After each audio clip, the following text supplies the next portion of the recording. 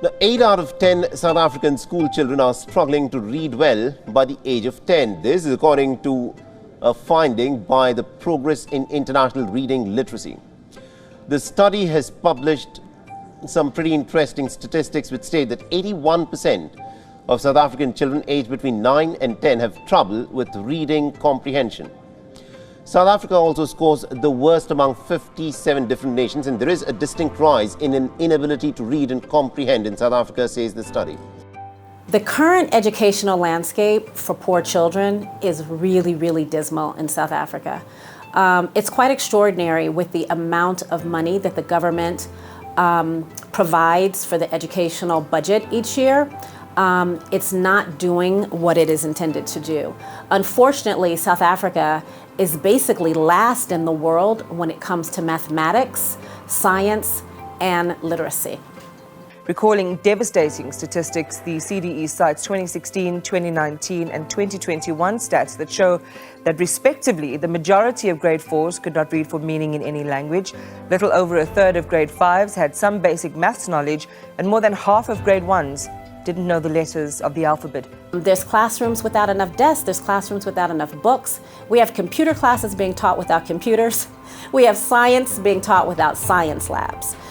The Journey for Change Scholars for Girls is extremely needed when you're talking about an informal settlement such as Diepsloot, right? An informal settlement that is extremely, extremely poor.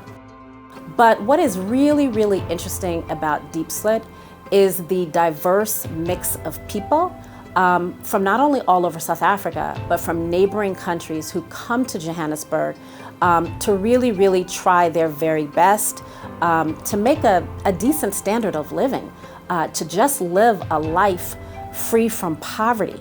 Here's where we start for you on all angles this hour. Diepsloot residents continue to protest, demanding that President Cyril Ramaphosa go and address them.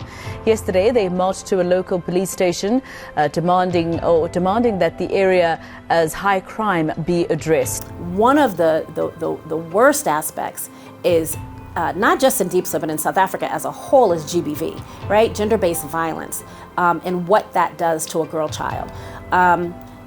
Unfortunately, we haven't worked with a girl yet that GBV has not affected in some way. South Africa has among the highest stats in the world around GBV and violence against women. 1 in 3 women in South Africa will experience sexual attacks.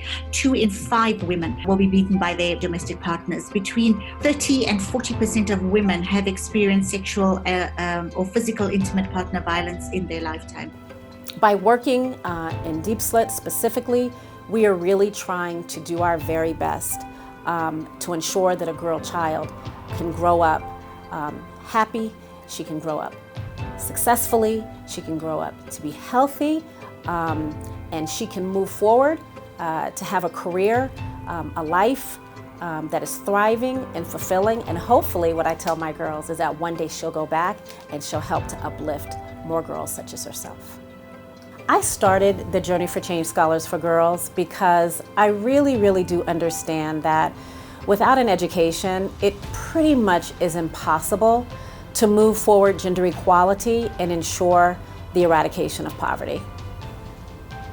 The Journey for Change Scholars for Girls is an educational program that intends on supporting and uplifting disadvantaged scholars from the Diepsloot community and ensuring that the entire child is uplifted and taken care of within the various tenets of the program.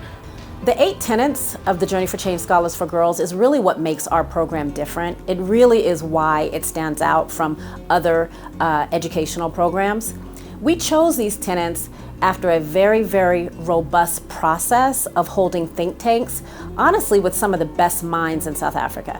Clearly people from education, teachers and principals, parents, students themselves, but also social entrepreneurs, nonprofit executives, government executives, and even people from corporate to really figure out what does a child need, what does a poor child need to succeed in school, successfully matriculate, and go on to university education.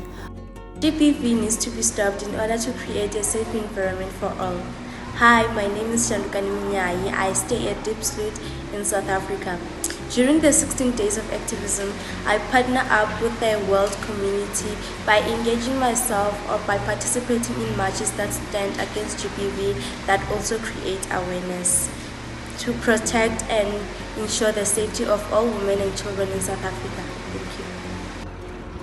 Hi, my name is Timbisane Malepe and I'm a Journey for Change climate advocate. Climate change matters to me because when there's an increase in harmful gases, it leads to another increase of harmful acid rain, which damages our environment and tropical forests. Therefore, we find ourselves having a lot of dry lands, which makes it hard for us to plant crops. I play my part in reducing climate change by avoiding water wastage. So when I see a tap that's leaking, I simply close it to avoid water wastage. So hi there, my name is Vision and I am a mentor from the African Leadership Academy, and this is my amazing mentee, Lesefo, and today we are in the JFC garden, planting and growing and tending to each other's gardens as a symbol of our relationship. All the love and gratitude that we've been showing each other is finally being put to work here. This is a very holistic program.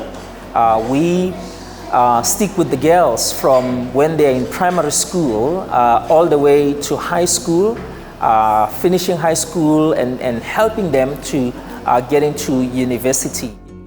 Now, you know, you've been in this program for 3 years now. What do you think about the program and how do you think it's helped to change your life? So when I started off being a Journey for Change, I used to have serious issues when it comes to my self-confidence, my self-esteem and believing in myself. But through the Journey for Change, I was introduced to this other tenet, which is advocating for myself. I'd say this tenet really played a huge role in transforming my life because I really got to develop immensely when it comes to my self-confidence, my self-esteem and believing myself and speaking out my beliefs and my opinions.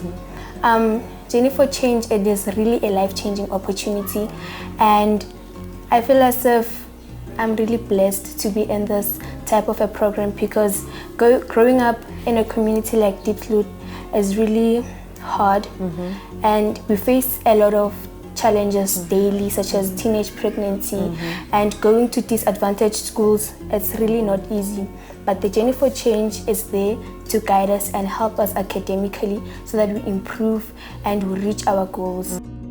But we're happy to say that we are in the process right now of interviewing for our second full cohort.